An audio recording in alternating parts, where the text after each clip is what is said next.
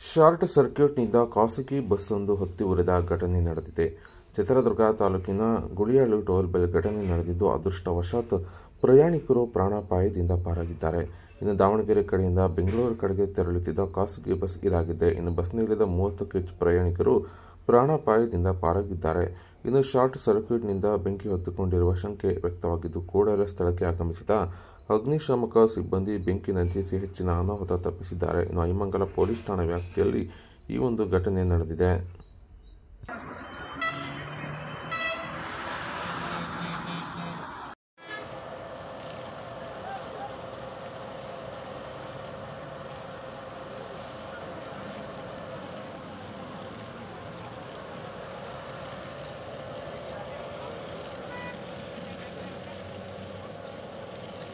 ಯಾವ ಗಾಡಿ ಇದು?